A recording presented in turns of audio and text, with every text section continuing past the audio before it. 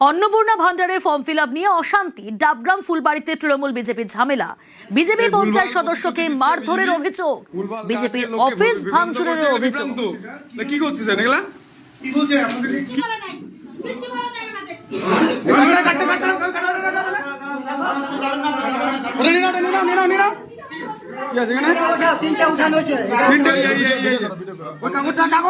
পার্থপ্রতিম রয়েছে আমার সঙ্গে টেলিফোন লাইনে। পার্থপ্রতিম, এই অশান্তির সূত্রপাত কি নিয়ে?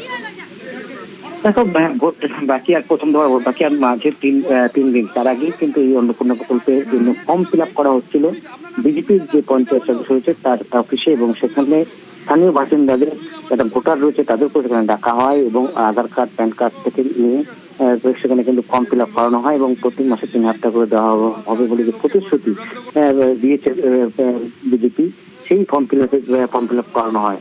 ভোটের আগে একজন পঞ্চায়েত সদস্য কেন এমনটা হয়েছে এবং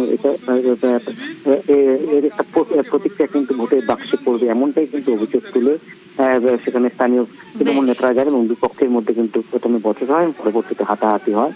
তার নিয়ে কিন্তু তোলপাড় হয় এবং পরবর্তীতে আশিকাল পুলিশ ফাঁড়িতে কিন্তু বিক্ষোভ দেখায় বিজেপি প্রার্থী যাবতীয় কিছু বসে বুঝাচ্ছিলাম বিজেপি বাংলায় আসলে কি কি পাবলিকদের কি কি ফ্যাসিলিটি দিবে।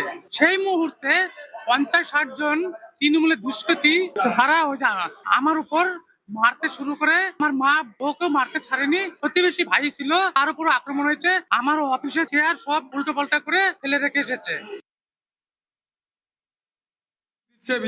দিলীপের অফিসে ঢুকে গড়াই, মানে সুভাষ গড়াই, তার সাঙ্গ পাঙ্গ নিয়ে গিয়ে ওখানে ভাঙচুর করেছে, চেয়ার টেবিল, ওখানে মারধর করেছে, ওর মাকে মেরেছে, ওর বোনের গায়ে ওরা হাত দিয়েছে। সুভাষ গড়াই কি নিজেকে হিরো ভাবছে? 4 তারিখের পরে যাবে কোথায় এরা? কোন গর্তে লুকাবে আমি জিজ্ঞেস করতে চাই। এত বড় সাহস! ভাই, আমরা তো কাউকে মারতে যাই না, কারোকে কিছু বলতে যাই না। গরিব মানুষের কাছে ফর্ম ফিল আপ করাচ্ছে 3,000 টাকা লক্ষ্মীর ভান্ডার দিবে। কোনো সরকারি কোনো ছাপ নেই, চিহ্ন নেই। মানুষের কাছ থেকে আধার কার্ড, ভোটার কার্ড সমস্ত নিয়ে নিচ্ছে, ব্যাংকের বই। আমি মানুষকে শুধু এইটুকু বলবো, আপনারা যত খুশি ফর্ম ফিল আপ করুন, কিন্তু ব্যাংকের বই আর হলো আধার কার্ডটা 23 তারিখের আগে দিয়েন না। আর আমাদের মানুষগুলো সরল সিধা ভাবে যে এই মনে 3,000 টাকা নিয়ে চলে আসলো, হাতের মধ্যে করে দিবে।